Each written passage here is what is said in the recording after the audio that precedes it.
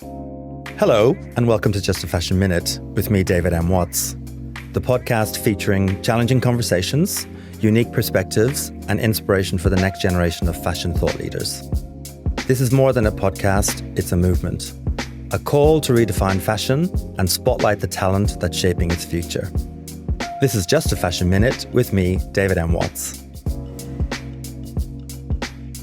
Today my guest is Maurice Mullen, who until very recently was head of luxury and fashion at the London Evening Standard newspaper and ES magazine. He's a prominent and well-respected figure in fashion publishing and has worked with countless luxury brands all around the globe. With the decline in fashion magazines and print media in general, I'm going to be asking Maurice for his views on this and what could be next for magazine publishing.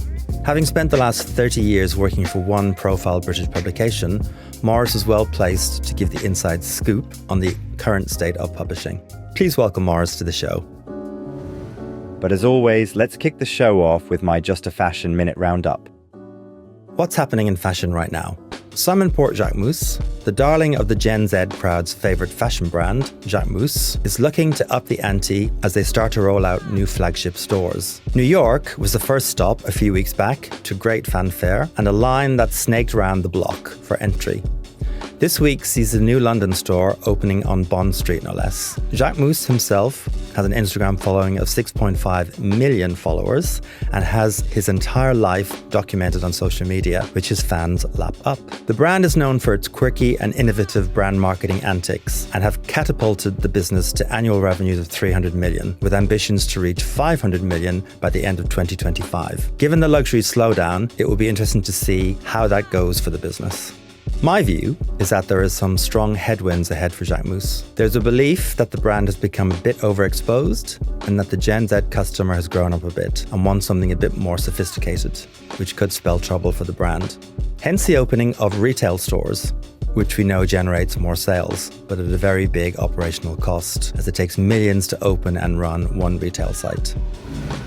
Glenn Martens is a Belgian designer and the creative director of Diesel Jeans and Y Project, a Paris-based ready-to-wear brand that he recently exited. Martens took over Diesel in 2020 and under his leadership has developed it into a more lifestyle brand rather than just denim. Martens has described Diesel as suffering from a bit of a midlife crisis and was determined to tap back into the gold mine that Diesel Jeans was as a brand. So news that Swedish behemoth H&M, Hennes & Mauritz, have announced a new designer collaboration with Martens further strengthens the belief that the high street is giving luxury fashion a run for its money. The designer collaborations by H&M, including Roberto Cavalli, Mugler, Erdem, Simone Rocha, Kenzo and Versace, to name a few, stretch back more than 20 years. The world of fashion and luxury is holding its breath, waiting for the announcement from Chanel as to who the next creative director of the brand will be. This is one of the most highly sought after jobs on the planet, 1 million designers would kill for. And speculation went off the chart as to who could be in the frame. Chanel, a privately owned company, is known for doing things their own way and have refused to get pulled into the media speculation about who might get the top job. Names in the mix are Simon Porte Jacquemus, as we talked about earlier, Hedi Slimane and Pier Paolo Piccioli, formerly of Valentino, to name 3. So in a surprise turn of events, it's been rumoured that the creative director of Bottega Veneta, Matthew Blazy, could be the front runner for the Chanel top job. We wait to see what happens next. He certainly has the fashion credentials and could be what some believe as a fusty Chanel might be the one to turn it around. That's this week's Just a Fashion Minute roundup. Let's return to the podcast.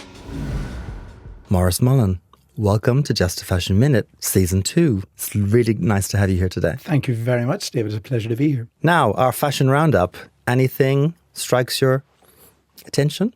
Yes, well, I thought it was very interesting what you said about Chanel, because I too had heard the rumours about Mathieu Blazy potentially coming from Bottega Veneta to take up the role. Although, obviously, as you also pointed out, there are a number of rumours circulating about that great big job. Mathieu did fantastic work at Bottega, and Bottega is a label I have always rated, not least because of its reliance on real craftsmanship and integrity as a brand, rather than than a splashy logo and a lot of influencers or content creators to promote the image. Indeed. So, yes, I think he could do great things there. And I'm relying on Miss Tweed to give me more details. Indeed, Miss Tweed. That's sort of every other breaking news story seems to be that source, which is quite interesting. But we shall see. Yes, I think he's incredibly talented. And of course, Chanel wants somebody who's younger. He's only 40, because they'll want a lifer. I mean, it's the golden handcuffs, isn't it? Oh, it absolutely they want somebody who's going to be there for 20 years. Yes, completely. It's such a prestigious brand. And of course, you are riding on the back of Carl's amazing legacy. Indeed. So, yes, that's a very important point to consider too. It'll all happen very soon, I imagine, because they can't really delay it much longer, because another season is moving into frame with Autumn/Winter 25 just around the corner. Terrifyingly. So, today's topic, we're going to talk about fashion magazines and publishing, and as some see it, a bleak future for the publishing industry. Maurice, you and I are going to talk about that later, but before we dive into that, I'd like to ask you some questions about your journey. What is your earliest memory of being interested in fashion and publishing? Well, I've certainly always been interested in fashion since my teens, and I well remember buying copies of Vogue magazine from the age of about 15, 16. So we're talking there about the mid-70s. And I, as you can tell from this accent, I'm not a native Englishman. I'm an Ulsterman. And so it was probably quite unusual for a young boy in those circumstances to be buying a magazine like that. But I was always fascinated by this glamorous world portrayed in those pages. And I still have copies of those magazines to this day. And when I talk to students, which I do quite a lot, I always bring along some of those vintage copies and hand them around so that people can see the prices and the styles and how shoots and imagery was put together. You do, because you've actually come and spoke to some of my students. Oh, yes. And yes, you had some of the magazines with you then. And They're fascinated by them. Absolutely. For people who don't read magazines, they are absolutely fascinated. Where did you start your journey as a publisher? Because I know from our conversations that you didn't actually begin your career in publishing. No, I didn't. Well, I am from the country. I'm from a little village in County Armagh in Northern Ireland, which I left when I got sufficiently good A-level results to get to university. I went to Queen's University in Belfast, so I didn't actually move all that far away. And I graduated in 1982. Post-graduation, I pursued a legal career, which I did for another 3 years, before moving to the bright lights of London. I always joke that I packed all my belongings in a red spotted handkerchief and tied them to a stick and came to where the streets are allegedly paved with gold to start a new direction. Because if I'm completely honest, a legal career wasn't for me. Not least because this was in Northern Ireland in the early 80s, and quite honestly, it possibly wasn't the safest place to be. Indeed. If you were perceived, rightly or wrongly, as part of the loyalist judiciary. And I wanted a completely different direction. So I moved to London. I could just as easily have moved to Paris. I mean, the two were very much 50-50 in my thinking at the time. And the only reason that London won out was that there were very interesting things happening in the UK at that time. Margaret Thatcher was still our Prime Minister. There was deregulation in the city. There were quite a lot of what became to be known as yuppies around, identified subsequently by Adele Anderson as an acronym standing for yawningly uninteresting people paid irritatingly excessive salaries. And I wanted a little slice of that. I wanted to be where there was that quite exciting vibe, and that was reflected very much in terms of fashion as it was in other aspects of society. And it was a boom time. I mean, it was the boom time, the opportunities, the money. I mean, everything was flowing, as they say. And in terms of the course of your career path, did anyone give you an opportunity that changed that course or changed your choices? Yes, a number of people did. A number of people were kind enough to. I started off in what was then known as trade and technical publishing. It's now called B2B. And I worked initially on a magazine called Marketing, and subsequently on a magazine called Campaign, which was owned by the same company, Haymarket. And it was their commercial director who interviewed me and who really gave me a chance. It was a lady called Karen Needham. I remember her very well. And she had quite a pronounced Cockney accent. And when you get to that stage in an interview where they say, is there anything you would like to ask us? You realize things may have gone reasonably well.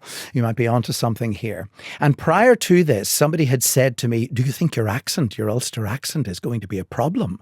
And up until that point, I hadn't. But I thought I would try it with her. So I said, well, Karen, yes, there is something I'd like to ask you. Do you think my accent is going to be a problem? And she said in her pronounced Cockney accent, no, I don't really think so. So I thought, well, if yours isn't, I'm pretty sure mine's not going to be. So she, bless her, did give me a chance. And I stayed at that company for a couple of years before being headhunted onto my first consumer job, which was in 1988, working for the renowned editor Glenda Bailey on the UK edition of Marie Claire. Fantastic. Interesting stuff. So, my quote, to all those people who shut the door in my face, I'm coming back to buy the building. Has anybody ever shut the door in your face? Oh, many. Many have shut the door in my face. I remember once, because I've listened obviously to the other podcasts in this series, and I absolutely love the quote about being able to buy the building or potentially burn down the building in some cases. But the one I distinctly remember is being sent, and this was in the late 80s, for a job on the FT. Not on the main newspaper, but on its supplements, its weekend supplements. I don't think at that time it had launched How to Spend It, or HTSI as we now call it. Financial Times newspaper. Exactly. So I was sent to this job on the Financial Times, and I did reasonably well in the interview, and I was shortlisted for a second interview and then for a final interview, and I didn't end up getting the job. And I contacted the recruitment consultant who had sent me to ask why this was. I was told that I really didn't need to worry about it. I had no cause for concern, just move on. And I realized that there was definitely something here which was being kept from me. So I pursued it and I said, really, look, you've got to tell me if there's something I should know. No, it's nothing to worry about. I said, please tell me what it is. And they said, well, the response of the client, the media owner, was, and I quote, we could never have anybody as effeminate as that working for the Financial Times. So that did feel rather like a door being slammed in my face. Wow. If anyone were to say it today, of course, they would end up in front of an industrial tribunal. But in those days, you took it on the chin and thought, well, maybe that's not the place for me. I'll move on. And move on is exactly what I did. Fascinating stuff, as you say, wouldn't happen today, or couldn't happen today, thank God. Before we take a break, I want to ask you a question that I ask all my guests. How do you define fashion? Well, this is a fascinating question, and it's a very, very big question. I have been thinking about it. Fashion to me is nonverbal communication. In effect, it's a language. And it is the language that we use to convey to those people who interact with us, either very intimately, very personally, or on the wider stage, who we want to be, how we want to be perceived, what we want the world to think of us. And when I think of what fashion means, I always think of the work of Professor Frances Corner, who runs Goldsmiths College. Frances and I are old friends, and she wrote a terrific book called Why Fashion Matters. And in that, she has a number of definitions of fashion, but I think that's the one that comes closest to how I see it. It's a language.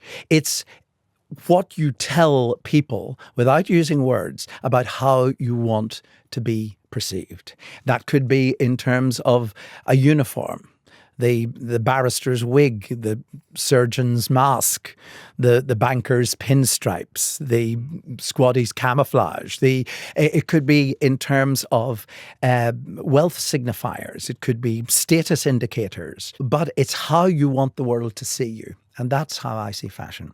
That's very insightful. And you didn't use the word style once. No, which is I didn't. Very interesting. Well, you didn't ask me what I thought style was. No, this is very true, which is what we left it wide open. I really like that. We're going to take a break, and when we return, we'll talk about our topic this week, which is about publishing. This is Just a Fashion Minute with me, David M. Watts. Welcome back. As I mentioned at the top of the show, publishing and especially fashion magazines are going through an evolution with a sharp decline in subscriptions and general sales of magazines and, in fact, all print media. Today, we're asking how is that impacting on the fashion industry, and is digital a default replacement option?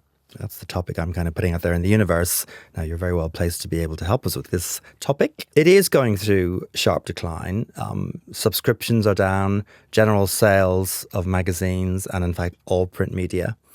How is this impacting on the fashion industry? And do you think that digital default is a replacement option? Well, I think that before going into the details of whether digital is going to replace print, because I actually see the two of them as either sides of the same coin, I would actually like to challenge the narrative that print is suffering in the way you describe. Now, undoubtedly, there has been a distinct fall in circulations of print titles, and fashion magazines have been a victim of that, as have others.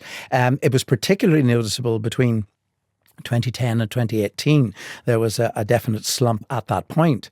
But I think it is worth pointing out that Newsworks tells us that 13.6 million people in this country, that's 1 in 4 adults over the age of 15, still read a daily title, a print title. Now, that is an awful lot of people.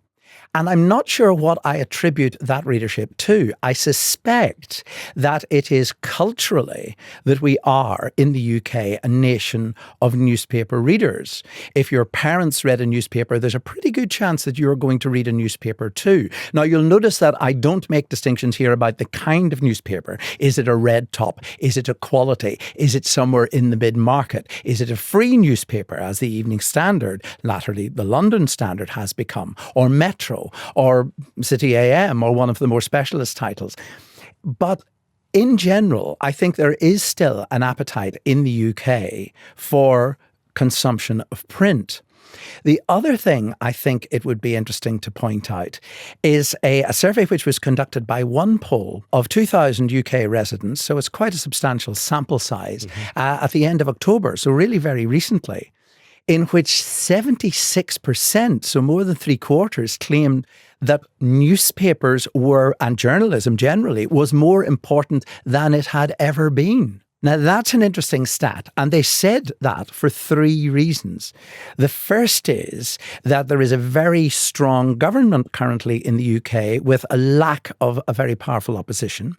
The second reason they identified was a devolution of power to the regions, and therefore a greater necessity to look at what the regions are doing, have a greater focus on what's happening outside of your immediate remit. And the third reason, and the most important reason, was the prevalence of misinformation and what has latterly been called fake news online. So for those reasons, I think a lot of people are still reading newspapers. And anecdotally, aside from the surveys, all you have to do is to go into a little newsagent in Soho, not that kind of a newsagent, David, an ordinary newsagent in Soho, and you will see meterage of shelf space devoted to magazines, glossy magazines. Now, they may not all be fashion magazines. They could be quirky little vanity projects, which exist 1 or 2 of them per year to grace people's coffee tables. But crucially, they do still exist, and they exist because people enjoy them, people want to buy them, and they want to produce them. So yes, there has been a slump, but the death of print has been confidently predicted to me for over 25 years. You say, oh, in 5 years' time, nobody will be reading magazines, nobody will be reading newspapers, we'll be accessing content on our phones, on our tablets, on our desktops. And while that is certainly happening, it is happening in conjunction with print and not entirely at the expense of it. Print is not dead. That is my view. Fantastic. So, statistics suggest that fashion magazines in any format the audience has shrunk by 40% since 2020. Do you think that fashion magazines are going to survive in any format, or are they actually on their way out? Kind of what you just alluded to, and you think I suspect you probably think they are going to survive in some way or shape or form. Well, I think it'll be a very long time before they disappear completely. You know, apropos my previous answer about predicting the death of print, I think they are going to be around. And I think there is something enormously indulgent about fashion magazines. And even when I talk to students, and I've recently begun talking to undergraduates as well as postgraduates in fashion communication, and even they, younger still, feel that there is something marvelous about sitting down comfy on your sofa when you have that very rare hour or 45 minutes to yourself and really indulging in a beautiful, glossy, well-produced fashion magazine. There is a spoiling in that. There is an enjoyment in that, which is not experienced in the same way by flicking through images on your phone, be that on TikTok or Snapchat or Facebook or whatever you're using, or of course X. And that, I think, is indicative of the way people perceive magazines. They're now perceived as, yes, an indulgence, and they are expensive. And they're expensive because they're very expensive to produce. Print is expensive, newsprint, as well as glossy print. Their production methods are expensive. Saddle stitching is expensive. And distribution, of course, because of the weight of them. So yes, they are more of an indulgence than they used to be. But I think there is something enormously enjoyable about long-form journalism, about settling into a 1,400-word article. And I know because I've written them and read them. So yes, I suspect that, as you said earlier, the death of print is probably a little premature. Is it going to happen? Inevitably, I think, at some point. But I think it'll see me out. Maybe you too. Thank you for that reassurance. So there are shocking statistics about children actually reading, full stop. Yes. Less than half children actually read. Now, I know from, being in universities teaching senior postgraduate, MBA, MA level, that a lot of my students don't read books besides academic books. They have to. They don't read books for pleasure. Actually, quite a lot of them don't read magazines. How is fashion going to kind of cope with that sort of imbalance? Because surely those advertisers, those brands, they want to see their work that's costing them hundreds of thousands of pounds in print form, not just on a little tiny screen. Is there a way of getting people back to print? Well, I would certainly like to think that there is, and that is that if you make your stories engaging enough, then news gets around and people will follow them. I mean, a former colleague of mine, Chris Blackhurst, who was our city editor on The Standard for some time, said nobody ever won a Pulitzer for a 140-character tweet, because of course it was Twitter in those days. And I think that's true. I think quality journalism wins out. And I think that the role of the journalist is probably more important than ever. So let's just look at social media for a moment in relation to that. We all remember some years ago there was the terrible terrorist outrage in Boston during the Boston Marathon. Immediately in the aftermath of that, there were some 7.8 million tweets. Now, those tweets included some extraordinary revelations. They included, for example, the fact that runners in the marathon who knew what had happened but hadn't themselves been injured continued running to the local A&E departments of hospitals to donate blood. They included the revelation that there was a third bomber whose device had not exploded, who was subsequently caught. They included the revelation that there was an 8-year-old child whose death had occurred but who hadn't been initially reported. Now, one of the things that those three tweets, and there were many, many, many more that I've just quoted, had in common was this: they were entirely untrue. And it really took the expertise of professional journalists to sort the gold from the dross, to sort the wheat from the chaff, and to be able to tell those people who were desperate for information about this terrible atrocity what had really happened. In the end, when the analysis was completed, only about a fifth, about 20% of those 7.8 million tweets turned out to be in any way accurate. So my argument really is that the role of the journalist is probably more important now because of the prevalence of fake news than it has ever been before. Because let's face it, David, everybody is now a critic. Indeed. The democratization of the internet has given everyone a platform. So everyone is a reviewer. And everyone is a stylist, and everyone can have their platform, their point of view. And while that is not a bad thing, it does mean that you have this tsunami of information coming at you, and somebody needs to be there, or a team of trained people need to be there to be able to edit that and to be able to give you what really matters. I like to think of it as a funnel of news. Everything comes in at the top of the funnel, and it is refined and refined and refined and refined until what comes out at the end is really worth reading, because you know it's true, you know it can be fact-checked and verified, and you know that you can rely on it. Isn't a point of view and a point of opinion. The world of fake news. Indeed. And we have a new president in the US who loves it. We absolutely do. It'll be very interesting to see what the fallout from that is going to be. As we go. So let us talk about AI and digital technology. We had a really fascinating guest, Harris Elliott, stylist curator, creative director. And we talked about this in terms of, is AI going to actually impact or replace the job of the stylist or the art director? Because it has extraordinary reach, what you can and cannot do. I have my own opinions about it. I'm just curious to know what you think. Well, I agree with you that it has extraordinary reach, and some of the work I've seen done on AI really is remarkable. I have some friends who work in the field, and there's a very talented chap called John Wiltshire who works for a company called Addictive Pixel, and they're producing some fantastic work in the luxury goods field and also with fragrance and beauty houses in AI. Will this replace the role of the stylist or the art director? I don't know that it will. I think the role of the stylist or the art director may change in terms of speaking to those AI experts and saying, this is what I want to see. Can you make this happen? And you mentioned in your preliminary remarks in your roundup about Jacquemus and the wonderful work that they are doing.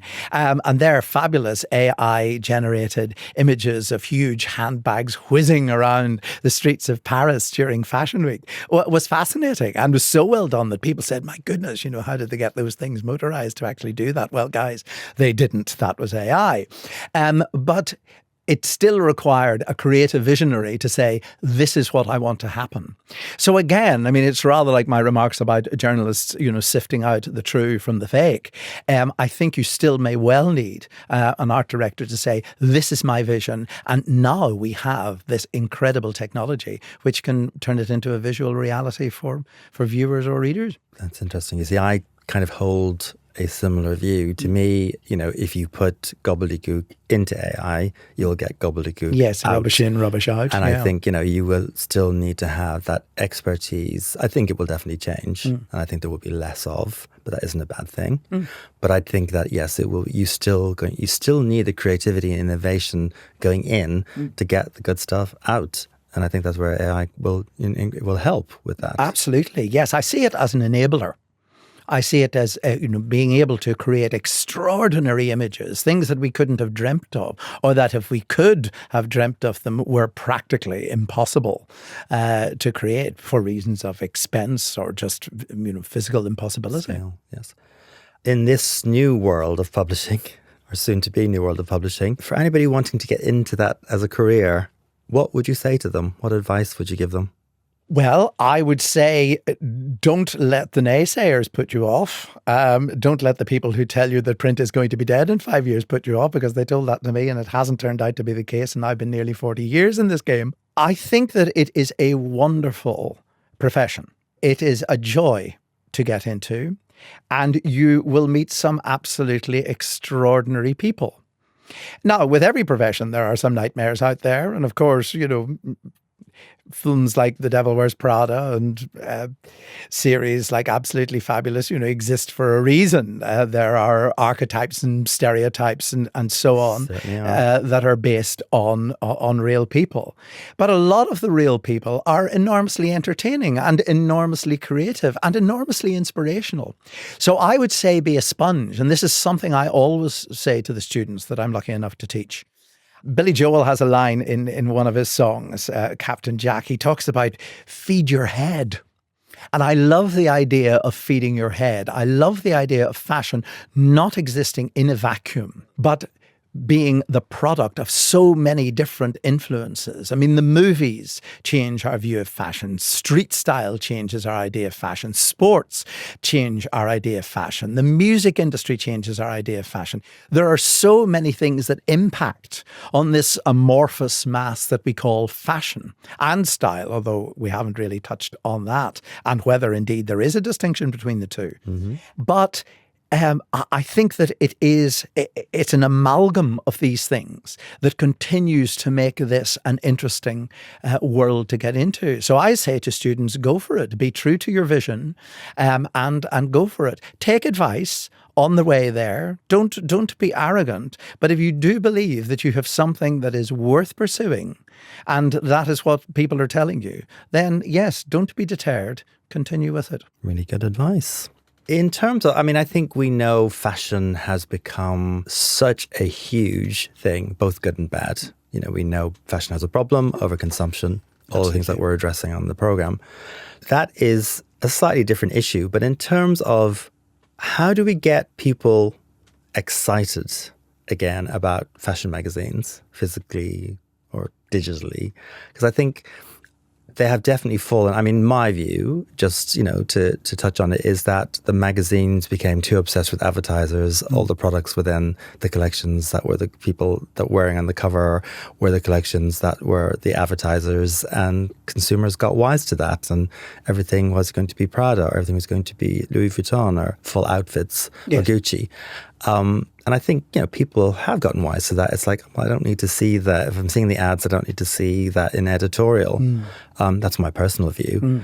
Do you think that fashion magazines need to change to try and attract people back? Do you think they can attract people back? I think possibly they can attract people back. I think they possibly need to be a little more radical, because you and I will both remember the days of ID and The Face and great publications like that really were breaking new ground in fashion terms.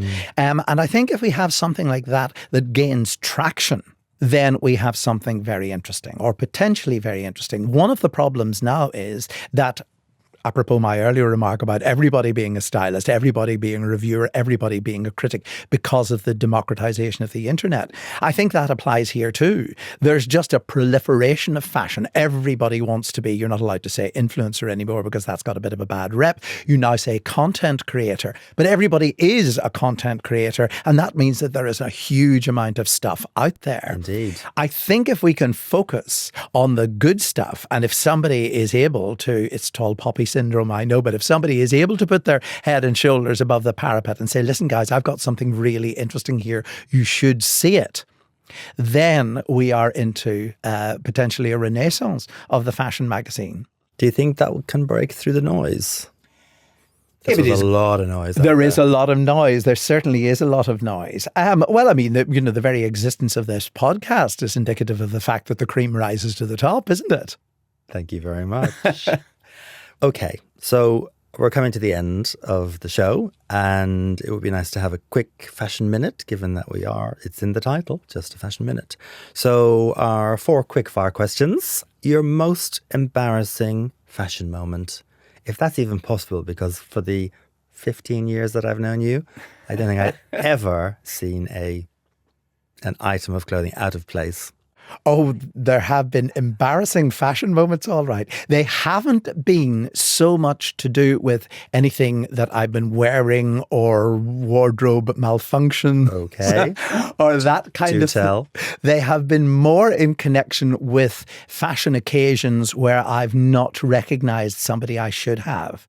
So I spent an entire day, as I tend to do each year, in a morning suit with my top hat in the Royal Enclosure at Ascot, talking about fashion. And I'd spent a lot of time with a young chap who was not in Royal Enclosure gear and who didn't really know much about racing. So I was talking to him about not just the fashions, but about, what an each-way bet was and the difference between flat racing and jump racing and the various seasons and so on. And when he left, somebody said to me, well, you were getting on on very well with Rocco Ritchie. And I didn't realise that I'd spent the entire afternoon with Madonna's son and not realised who he was. And that has happened frequently to me. I'm not very good with celebrities. I've spent a lot of time with celebrities not realising that they were as famous and saying things that were therefore very inappropriate to them. Saying, well, do you know anybody in the music business? Well, yes, I might do. So yes, lots of embarrassing fashion moments of that kind. Fantastic. Now, do you have a favourite store, retail store, fashion store, or anything else in the world? Oh, gosh, I do. I have a number of them, and they're in a number of places. I obviously have fashion stores because I live in London. There are fashion stores here that I particularly like. I like Grey Flannel in Chiltern Street. I think Timothy Everest and the crew there are doing fantastic work. I really enjoy Ten Corso Como in Milan. And when it comes to department stores, Rinascente in Milan is a particular favourite. In France, I like Bon Marché and the Reincarnated Samaritan. I think they have some fantastic fashion offerings. So yes, I'm quite global in my enthusiasm for fashion. Fantastic. Stores. We love it. We love it. So in your eyes today, is there an unsung hero in this industry, in publishing and fashion, anywhere really, that you would like to give a shout out to on the podcast? Yes, David, there is. And I've thought carefully about this. And one of the groups which I'm lucky enough to be involved with is the Graduate Fashion Foundation. And through my involvement with that, I now am the deputy chair, I get to meet fashion educators. And these really are unsung heroes. And they come from universities, not just here in the UK, but also abroad. And they are putting together the next generation of designers. Now, who knows if amongst them there will be a Galliano or a McQueen or whoever, but there may well be. They will be the ones to see that first. They will be the ones to identify that talent and to nurture it. And so my unsung heroes would be the members of the Graduate Fashion Foundation and more generally, the fashion educators in this country and abroad. Amazing. Fantastic. Our last quickfire question. Tell the listeners what you're wearing today. What am I wearing today? And why you chose it. Right. Well, first of all, why I chose it. I chose it, because it's fashionista black. I don't know why it is. All fashion people end up gravitating towards black.